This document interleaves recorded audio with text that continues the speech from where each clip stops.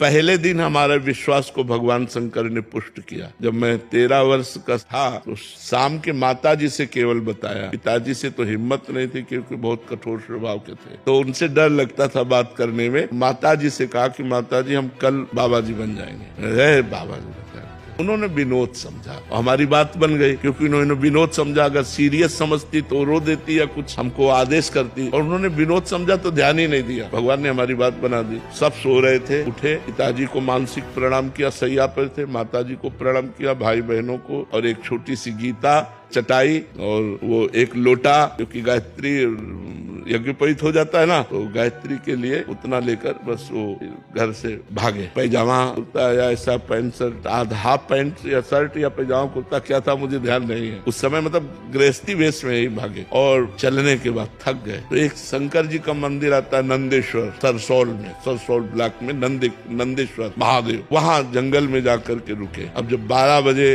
भूख लगी, क्योंकि सुबह से कुछ न कुछ घर में मिल जाता था, सुबह तो मिला नहीं, चलते चले आए। अब दोपहर के 12 बज गए, भूख लगी, तो पहली बार हमारे मन में प्रश्न उठा, कैसे जीवन निर्वाह होगा, जीवन निर्वाह कैसे होगा, कहाँ रहेंगे, कहाँ जाओगे। तुरंत हम कहा ये तो हमको परास्त कर देगा प्रश्न। तुरंत उनका भगवान जैसे रखेंगे, हम भूखों मर जाएंगे लेकिन घर नहीं जाएंगे, हर कष्ट सहेंगे। इतने में एक आदमी आ गया, हमारे विश्वास को भगवान ने तुरंत पुष्ट किया। एक आदमी आ गया, उसने कहा बच्चा यहाँ एक सूर स्वामी रहते थे, जानते हो क्या? हम कहा हम यहाँ नए आए, हम जानते किसी को नहीं। कमंडल खोला, 1 लीटर दही होगा, मीठा दही, गांव के दूध गड़वा का लाल दही, लाल रंग का हो गया। बोला तुम पी लो, अब हम वापस नहीं ले जाएंगे, उनके लिए लाए थे, वो है नहीं तो आप पी लो। वो संत कहीं चले गए होंगे, हमें सब कुछ लगे। हम कहा हम क्यों पी ले?